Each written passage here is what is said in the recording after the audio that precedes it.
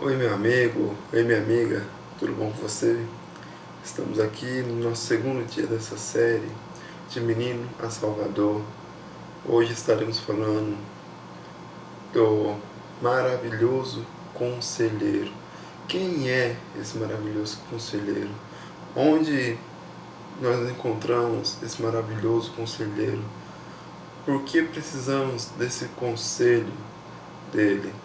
Por que estamos aqui? Por que estamos estudando neste momento maravilhoso conselheiro? Bom, o nosso maravilhoso, nosso maior e maravilhoso conselheiro é Jesus Cristo. Desde o princípio ele estava conosco. Desde antes de você ser gerado, ele já estava com você. Desde a fundação do mundo, ele já estava presente. Podemos ler isso no primeiro capítulo do Evangelho de João. Então, você que está com a sua Bíblia, você que está com o seu caderno de anotações, amanhã, quarta-feira, nosso terceiro dia, estaremos disponibilizando o nosso PDF. Eu peço encarecidamente que você se inscreva nesse canal, que você venha participar dessa série, das outras séries que virão também, tá bom? Por favor, não nos abandone, convide seu amigo, convide seu colega de trabalho, seu familiar, seu parente, para que todos possam aprender um pouco mais da palavra, aprender um pouco mais dos ensinamentos de Jesus, dos ensinamentos do nosso Salvador. Amém? Então, você que está com sua Bíblia aí, hoje não vamos colocar aqui o texto, porque é preciso que você tenha a sua Bíblia em mãos, mesmo que seja no celular, para você estar acompanhando, tenha em mãos. Pegue um papel, pegue uma caneta. No nosso PDF nós estaremos deixando alguns espaços para você fazer anotações, mas também é necessário que você faça suas anotações no outro papel. Por quê? O PDF a gente vai fazer no tamanho mais fácil, mais prático, um pouco mais enxuto, para que você possa imprimir com maior facilidade, que não tenha um custo mais elevado para você, tá bom?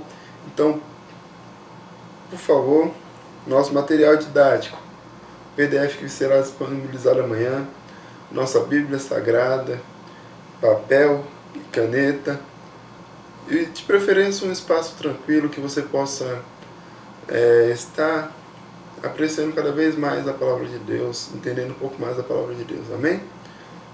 Você que já abriu sua Bíblia, já está com esse livro sagrado aberto, vamos estar lendo nesse momento, amém? No princípio era o Verbo, e o Verbo estava com Deus, e o Verbo era Deus. Ele estava no princípio com Deus. Todas as coisas foram feitas por ele, e sem ele nada do que foi feito se fez. A vida estava nele, e a vida era a luz dos homens. A luz resplandece nas trevas, e as trevas não prevalecerão contra ela. Houve um homem enviado por Deus, e o nome dele era João. Este veio como testemunha para testificar a respeito da luz, para que todos viessem a crer por meio dele. Ele não era a luz, mas veio para dar testemunho da luz. A verdadeira luz que vinha ao mundo iluminar toda a humanidade. O Verbo estava no mundo, o mundo foi feito por meio dele, mas o mundo não o conheceu. Veio para o que era seu, e os seus não o receberam. Mas todos quanto o receberem, deu-lhes o poder de serem feitos filhos de Deus, a saber, aos que crerem no seu nome, os quais não nasceram do sangue, nem da vontade da carne, nem da vontade do homem, mas de Deus. E o Verbo se fez carne e habitou entre nós, cheio de graça e de verdade, e vimos a sua glória, glória como de unigênito do Pai. João dá testemunho a respeito dele e exclama: Este é aquele de quem eu dizia: Ele vem depois de mim, mas é mais importante do que eu, pois já existia antes de mim. Porque todos nós temos recebido da sua plenitude e graça sobre graça, porque a ele foi dada por meio de Moisés. A graça e a verdade vieram por meio de Jesus Cristo. Ninguém jamais viu Deus. O Deus unigênito, o que está junto do Pai, é quem o revelou. Amém? Neste momento é somente esta parte do texto. E já podemos ver o quão maravilhoso é este conselheiro. Antes mesmo de tudo existir, ele já existia. Ele, antes de se fazer carne, ele já existia no meio de nós, antes de nós, na época dos patriarcas, na época de Moisés, que libertou o povo do Egito, na época de Josué. E se for falar, vou extrapolar totalmente o tempo de vídeo aqui, o tempo da nossa aula, da nossa gravação. E no começo de tudo, ele dava conselhos. Durante a sua encarnação na Terra, durante a sua encarnação na Terra, deu conselhos. Até os dias de hoje recebemos conselhos dele, seja por meio de suas palavras, seja por meio dos profetas que até hoje existe no nosso meio. E o próprio João Batista afirma que ele já veio antes. Podemos ler aqui no versículo 15. João dá testemunho a respeito dele e exclama: Este é aquele que eu dizia, ele vem depois de mim, mas mais importante do que eu, pois já existia antes de mim. Nesse caso, João não é o João do Evangelho. Nesse caso é João Batista. Caso você tenha até mesmo essa questão dessa dúvida, para que seja uma dúvida já esclarecida, como diz que teria dúvidas que seriam esclarecidas posteriormente. Mas nesse caso, já para desencadear essa dúvida, o Evangelho de João foi o mesmo que escreveu as cartas, o livro do Apocalipse. Esse é o Evangelho de João. No caso, João Batista era o homem que batizava no meio do deserto, que pregava no meio do deserto. Amém? Caso você tenha essa dúvida, não tem mais a partir de hoje. Anote aí, por gentileza, pelo amor de Jesus Cristo, para que você não venha mais ter essa dúvida. Amém? E para concretizar essa profecia de Isaías, capítulo 9, que é o nosso tema, o próprio profeta Isaías, ele já, em outras profecias, ele proferiu também outra confirmação que está no versículo 23 do mesmo capítulo de João, capítulo 1, amém? Que diz: Então ele respondeu: Eu sou a voz do que clama no deserto, endireitem o caminho do Senhor, como disse o profeta Isaías. Uns queriam dizer que o próprio João Batista era o Messias, mas ele mesmo disse: Eu não sou o Messias. Eu estou há pouco tempo antes do Messias. Eu estou agora, mas o Messias está vindo após mim. E este não batizará simplesmente com água. Ele batizará com o Espírito Santo. Amém? Então, eu tenho por mim João Batista como o maior dos profetas que temos na Bíblia. Teve todos os profetas messiânicos, mas João Batista, quão feliz é o profeta que profetiza e vê se cumprindo a profecia que ele proferiu naquele lugar, naquele momento. Então, João Batista, ele é tão especial para Jesus. Sabemos que eles tinham meses de diferença de nascimento, de idade. Infelizmente, João Batista foi decapitado antes mesmo de Jesus cumprir, ser crucificado e ressuscitar. Mas ele foi particularmente o maior dos profetas, porque ele viu se cumprindo, ele viu o nascimento de Jesus, ele viu Jesus no seu ministério, e podemos ver isso um pouquinho mais à frente. Você que está com sua Bíblia aberta, no versículo, a partir do versículo 29 do mesmo primeiro capítulo de João, podemos ler, você que está com sua Bíblia aberta, amém? No dia seguinte, vendo que Jesus vinha em sua direção, João disse: Eis o Cordeiro de Deus, que tira o pecado do mundo. Este é aquele a respeito de quem eu falava, quem disse: Depois de mim vem um homem que é mais importante do que eu, porque já existia antes de mim. Eu mesmo não o conhecia, mas vim batizando com água, a fim de que ele fosse manifestado a Israel. E João testemunhou, dizendo: Vi o Espírito descer do céu como pomba e pousar sobre ele. Eu não o conhecia. Aquele, porém, que me enviou a batizar com água me disse: Aquele sobre quem você vir descer e pousar o Espírito, este é o que batiza com o Espírito Santo. Pois eu mesmo vi e dou testemunho de que ele é o Filho de Deus.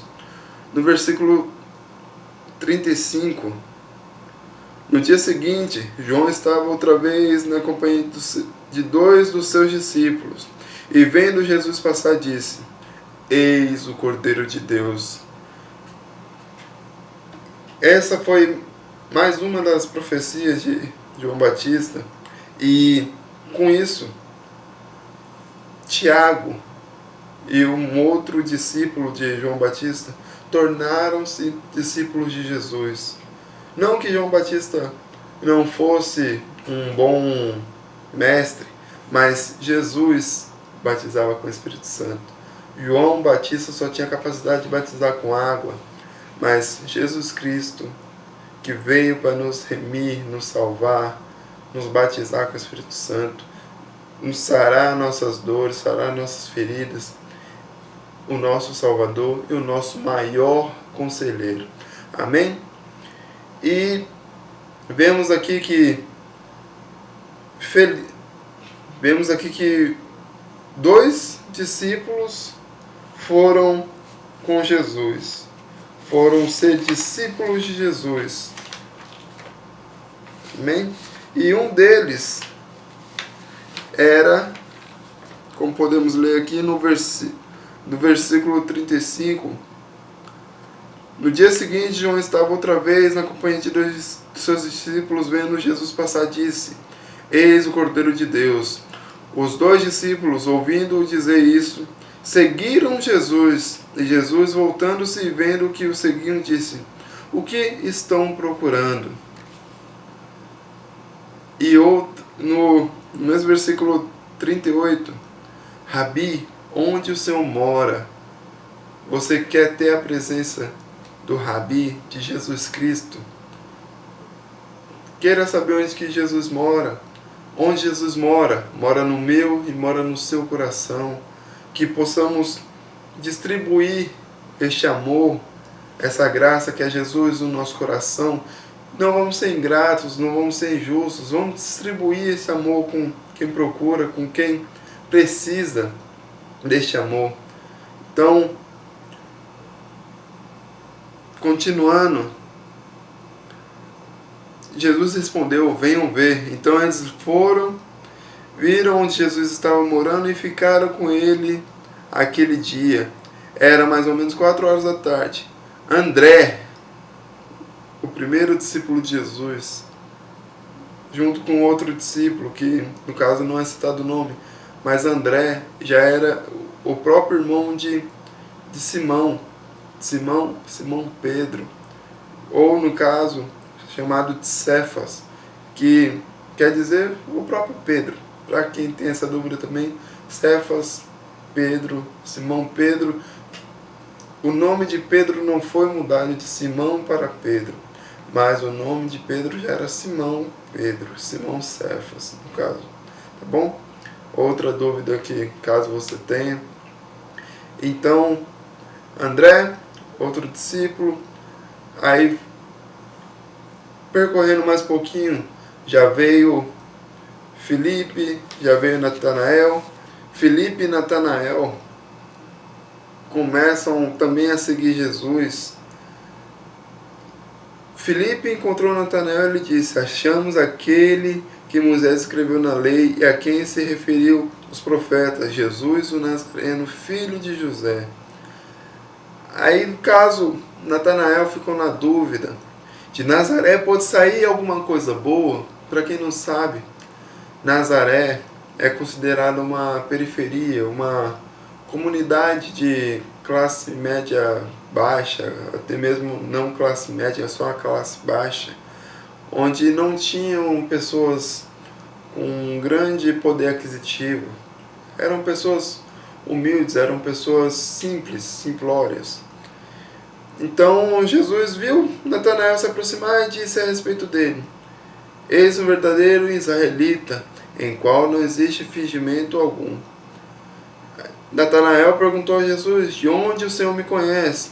Jesus respondeu: antes de Felipe chamá-lo, eu já tinha visto você debaixo da figueira. Então Natanael exclamou: mestre, o Senhor é o Filho de Deus, o Senhor é o Rei de Israel. Então, qualquer dúvida que você tenha, Jesus já te viu, Jesus já sabe. Jesus é o princípio de tudo, Jesus é o Verbo.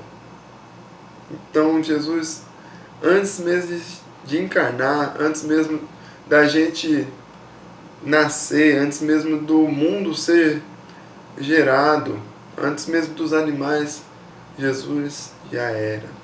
O Cristo já era. Então, continuando aqui, no versículo 50 e no versículo 51, ao que Jesus lhe respondeu: você crê porque eu disse que tinha visto você debaixo da figueira? Pois você verá coisas maiores do que essas. E acrescentou: em verdade, lhes digo que vocês verão o céu aberto e os anjos de Deus subindo e descendo sobre o Filho do Homem. Em verdade vos digo, em verdade lhes digo. Sempre quando Jesus está com essa afirmação em verdade, ele está ressaltando um conselho que devemos levar no nosso coração, devemos ter em nós, que em verdade te digo. É uma confirmação que já é uma verdade, mas é a verdade da verdade, confirmando aquilo que já estava dito. Amém? Então, prosseguindo aqui o nosso estudo, quão maravilhoso é essa promessa que Jesus fez, esse conselho que Jesus faz nesse momento, que se você é discípulo de Jesus, se você segue a Jesus, você verá os anjos subindo e descendo diante do Filho do Homem. Então, em verdade vos digo que vocês verão o céu aberto e os anjos de Deus subindo e descendo sobre o Filho do Homem. Em João 3, vemos Nicodemos indo durante a noite às escondidas para poder falar com o mestre, podendo falar com o Rabi. E vemos os questionamentos de Nicodemos. Nicodemos, para quem não sabe, é um fariseu, era um dos príncipes da sinagoga, um dos principados da sinagoga, um dos responsáveis do templo, de manter o templo, de ensinar o povo. Imagina Para você chegar num cargo de um príncipe fariseu, você precisava ter muito estudo, muito tempo de estudo, muito tempo de abdicar muitas coisas e estar totalmente preparado para aquilo. E Jesus estava no começo do seu ministério. Então, só de vermos isso, podemos ver o quão grande é Jesus Cristo, o quão grande conselhos tem Jesus Cristo para as nossas vidas. Um homem, provavelmente já de idade avançada, como Nicodemos, se questionando a um homem simples no início do seu ministério. Por muitas das vezes pensamos que o nosso chamado, não precisamos de ajuda de ninguém, que não vamos depender de ninguém, mas entendemos que quanto mais conhecemos, mais precisamos. Quanto mais conhecemos, mais precisamos do quê? De mais conhecimento. Você não pode estagnar naquilo só que você sabe. Você precisa ter mais conhecimento, você precisa de conselhos novos, você precisa, caso você faça alguma coisa, por exemplo, um mecânico, para ele consertar uma grande máquina, ele não vai simplesmente, com o simples conhecimento que ele tem de consertar uma máquina pequena. Ele precisa estudar e se especializar com uma máquina, para manutenção de uma máquina grande. Um arquiteto, ele precisa pesquisar grandes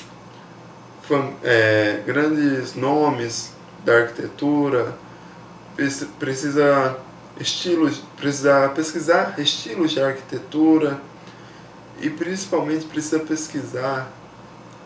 dos conselhos do grande arquiteto. Quem é o grande arquiteto? Quem estava no começo? Quem estava no princípio? Quem era o Verbo? O próprio Jesus Cristo. Então, neste caso, vemos um velho que já deveria saber muitas coisas, pedindo conselho para um homem jovem, que é Jesus Cristo. E vemos novamente o em verdade lhe digo, se repetindo várias vezes. No caso de João 3, se repete no versículo 3, se repete no versículo 5 e se repete no versículo 11. Espero que você esteja fazendo suas anotações aí, espero que você esteja acompanhando com a Bíblia, para que você possa aprender cada vez mais, amém? Então, talvez para poder tentar tirar o dele da reta, Nicodemos faz algumas questões para Jesus que: como posso eu nascer de novo, sendo minha mãe já velha? E não é isso que Jesus fala. É necessário que você nasça de novo. Vamos estar lendo aqui João capítulo 3. Quem estava com a Bíblia aberta, é só passar uma página que já está aqui em João capítulo 3, amém? Havia entre os fariseus um homem chamado Nicodemos, um dos principais dos judeus.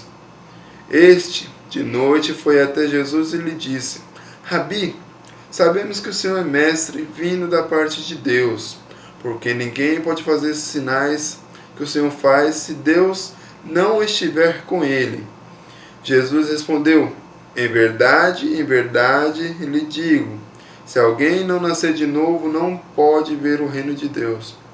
Lembrando, uma das em verdade vos digo, versículo 3 do capítulo 3. Amém? Já anote aí. Nicodemos perguntou: como pode um homem nascer sendo velho? Será que pode voltar ao ventre materno e nascer uma segunda vez? E Jesus respondeu, versículo 5 aqui: em verdade lhe digo, quem não nascer da água e do Espírito não pode entrar no reino de Deus. O que é nascido da carne é carne, o que é nascido do Espírito é Espírito. Não fique admirado por eu dizer, vocês preferem nascer de novo. O vento sopra onde quer. Você ouve o barulho que ele faz, mas não sabe de onde ele vem, nem para onde ele vai. Assim é todo que é nascido do Espírito. Então Nicodemos perguntou: como pode ser isso? Jesus respondeu: você é mestre em Israel e não compreende essas coisas? Versículo 11. Em verdade lhe digo que nós falamos o que sabemos e damos testemunho do que vimos, mas vocês não aceitam o nosso testemunho.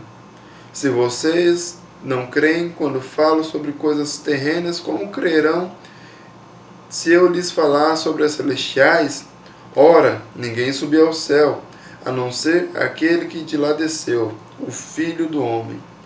E assim como Moisés levantou a serpente no deserto, assim também é necessário que o Filho do Homem seja levantado, para que todo que nele crê tenha a vida eterna. Amém? Nós sabemos que Jesus é a luz que veio para salvar, mas os homens, eles preferem ficar nas trevas. É difícil, você que tem um chamado, você que é ministro, você que é um pastor, você que tem que conduzir um rebanho com 2 discípulos, você sabe quão difícil é tirar uma pessoa das trevas, porque eles amam as trevas porque eles são pessoas más, eles gostam da maldade, eles têm maldade no seu coração. Mas Jesus Cristo veio para nos salvar, nos limpar, nos curar de todas as mazelas, de todas as iniquidades. E continuando aqui o nosso estudo, no mesmo capítulo 3, agora no versículo 16, podemos ver uma confirmação de Isaías, capítulo 9, versículo 2, que é a base da nossa série, do nosso estudo. Você que está acompanhando, provavelmente está com a sua Bíblia marcada em Isaías 9, 2. Então vamos abrir nossa Bíblia, amém? O povo que andava em trevas viu grande luz, e os que viviam na região da sombra da morte, resplandeceu-lhes a luz. Amém? E João 3,16 até o versículo 21, todo mundo conhece, é um dos mais lidos nos cultos, mais lidos em culto de ação de graça, em culto de missão, seja qual for o culto. É o que está escrito: porque Deus amou o mundo de tal maneira que deu o seu Filho unigênito, para que todo que nele crê não pereça, mas tenha vida eterna. Porque Deus enviou o seu Filho no mundo, não para que condenasse o mundo, mas que o mundo fosse salvo por ele. Quem nele crê não é condenado, mas os que não crê já estão condenados, porque não crê no nome do unigênito Filho de Deus. A condenação é esta: a luz veio ao mundo, mas os homens amaram mais as trevas do que a luz, porque as suas obras eram más. Pois todo aquele que pratica o mal detesta a luz e não se aproxima da luz, para que as suas obras não sejam reprovadas. Quem pratica a verdade se aproxima da luz, para que as suas obras sejam manifestadas, porque são feitas em Deus. Quem vive na maldade não quer ir para a luz, porque vai ter o seu pecado exposto, vai ter a sua maldade no seu coração exposta. Mas nós somos a luz do mundo, nós somos o sal da terra. Nós devemos nos achegar a essas pessoas, pregar o Evangelho de Cristo, levar essas pessoas para a igreja, para que elas possam se arrepender dos seus pecados e não ser condenados com o mundo, para que eles tenham um arrependimento. Se você não tem arrependimento, você está condenado automaticamente, mas se você se arrepende, você tem vida com Cristo. Então, você ministro, você pregador, você diácono, seja qualquer que seja sua função, você como servo de Deus, você precisa tirar as pessoas do mundo, da escuridão, das trevas, não importa a maldade que ela tenha feito, na luz tem salvação, na luz tem perdão. Não que você vai ser esquecido do seu pecado, mas que vai ter algo novo na sua vida. Sua vida vai ser transformada. O passado fica para trás. Você é nova criatura. Você vai ser uma nova criatura. Então, tudo isso você precisa dizer a essas pessoas que estão necessitadas, essas pessoas que precisam de você, precisam que você vá e fale com ela do amor de Jesus. Amém? Isso é só mais uma confirmação que devemos crer em Jesus e seus conselhos. Devemos andar na luz praticando a verdade. Temos que seguir os seus conselhos, pois são de paz e não de guerra. São de paz e não são de guerra. Confirmando ali também em Jeremias capítulo 29. Vamos abrir para estar lendo. São 3 versículos muito conhecidos. Jeremias capítulo 29, versículo do 11 ao 13. Amém? Eu é o que sei que pensamentos têm a respeito de vocês, diz o Senhor. Não, são pensamentos de paz e não de mal, para dar-lhes um futuro e uma esperança. Então vocês me invocarão e se aproximarão de mim em oração e eu os ouvirei. Vocês me buscarão e me acharão quando me buscardes de todo o coração. Quem busca o Senhor de todo o coração alcança perdão, alcança uma graça que não merecemos, mas que Jesus Cristo tem para nos dar. Amém? E continuando, no capítulo 4 de João, estamos lendo sobre o maior conselheiro e vamos estar falando aqui sobre no Evangelho de João. Então, no Evangelho de João, capítulo 4, uma história que todo mundo conhece, a história da mulher samaritana. E o próprio Messias aconselhava que o discernimento das coisas, sobre saber como tratar as coisas terrenas para levar para as coisas celestiais. Então, nesse caso aqui da mulher samaritana, os discípulos saíram para poder comprar mantimentos e ficou somente Jesus no poço, e lá estava essa mulher samaritana, no qual Jesus pediu água para beber. E a mulher respondendo na sua simplicidade, muitas pessoas acusam essa mulher, mas ela estava na sua simplicidade falando: como posso eu, uma samaritana, dar água a você, um judeu? Então,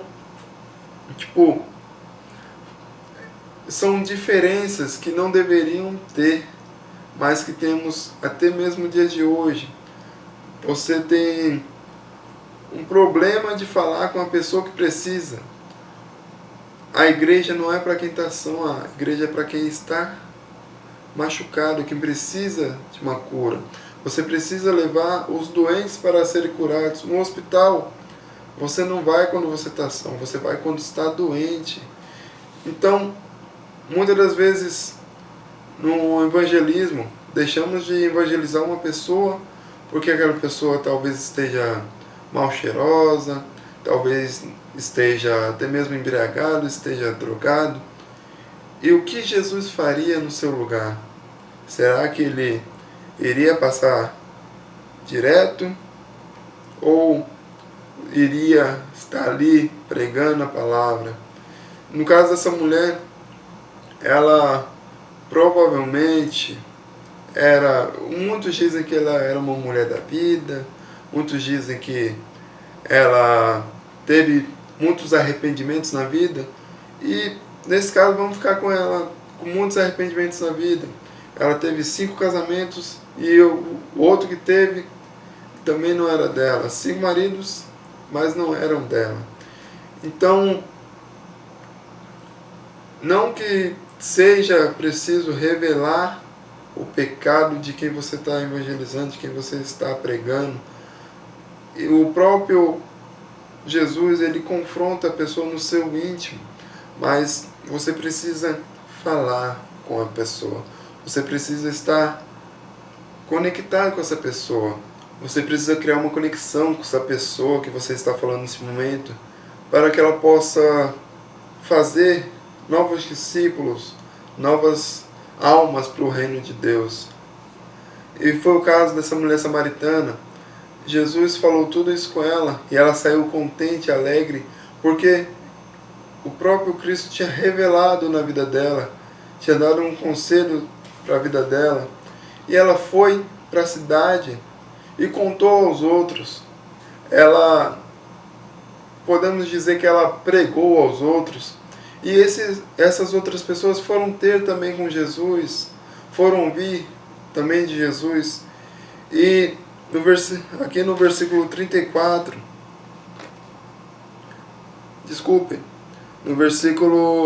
a partir do versículo 31, vamos estar lendo no capítulo 4. Enquanto isso, os discípulos pediam a Jesus, dizendo: Mestre, coma.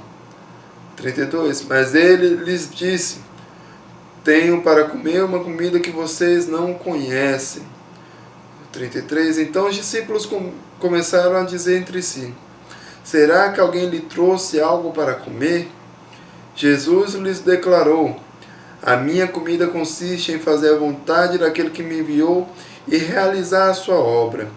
Vocês não dizem que ainda faltam 4 meses até a colheita? Eu, porém, lhes digo: levantem os olhos e vejam os campos, pois estão maduros para a colheita.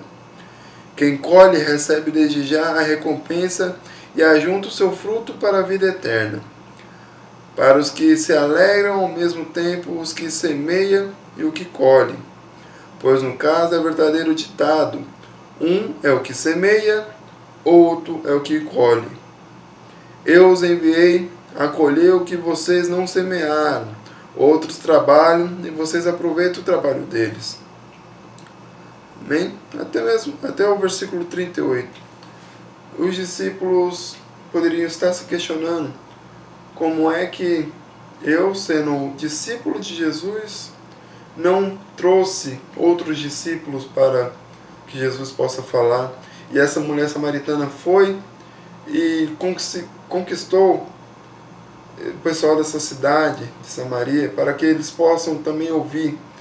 E o Jesus Cristo pega e fala este versículo, esse verso, este ditado popular de Israel na época de Jesus: um é o que semeia e outro é o que colhe. Se você vê uma plantação de tâmara, tiro isso da pregação de um grande pregador, pregou também nos Gideões, pastor Juliano Fraga. Ele, indo para Jerusalém, ele viu plantações de tâmara.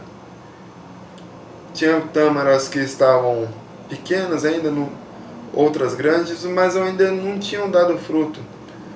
E para uma tâmara começar a dar fruto, às vezes leva 100 anos. Então, um planta, outro colhe. Talvez você possa pensar que o seu chamado está frustrado, o seu chamado está fracassado, mas este conselho de Jesus neste momento: um é o que semeia e outro é o que colhe. Não se sinta fracassado no seu chamado, não se sinta fracassado nas suas ministrações, nas suas pregações, no que você fala com seus amigos. Talvez seja para você plantar e outra pessoa vir e colher esses frutos.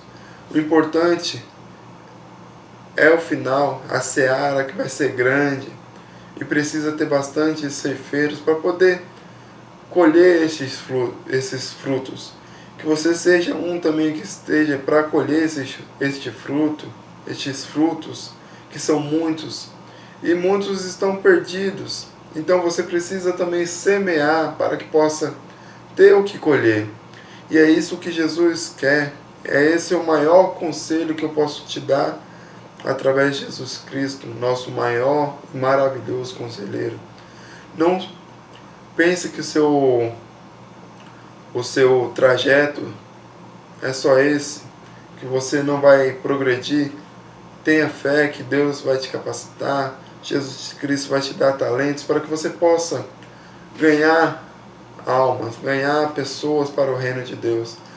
Mas se você prega, se você evangeliza a pessoa e ela não, no caso, neste momento não aceita a palavra, não aceita Jesus, não é que ela está recusando o que você está falando neste momento, mas como uma planta, ela é gerada, é germinada, tem que ser regada, todo o tempo está regando, está cuidando. E isso é o que você precisa fazer, cuidar dessa pessoa, estar evangelizando ela com constância, mas não coloque muita água também, que senão a semente morre, a semente não vai gerar nada. Então, com cautela, com amor, com cuidado, com o discernimento que você vai pedir para Jesus, que para Ele possa te dar discernimento neste momento. Então, tenha isso na sua mente, na sua cabeça.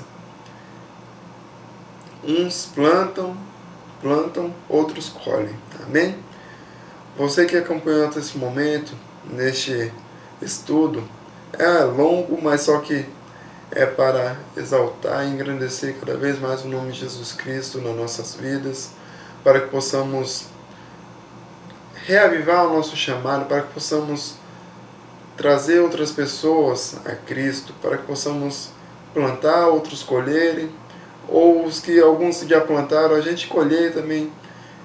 E o importante é a seara. Então, tudo que você aprendeu aqui neste estudo, não deixe isso se perder no vento, não deixe que o vento leve, mas aplique isso na sua vida, aplique isso durante os seus dias, que você vai ver o quão maravilhoso é o conselho de Jesus Cristo. Amém? Você acompanhou até esse momento, te peço, amanhã vai ter mais, amanhã tem outro capítulo, amanhã estaremos tratando sobre o Pai da Eternidade, vai ser na quinta-feira. Amanhã estaremos tratando sobre Deus forte. Quem é este Deus forte? O que Ele faz nas nossas vidas?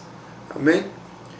Você que está nesse momento, amanhã teremos o nosso PDF disponibilizado para você.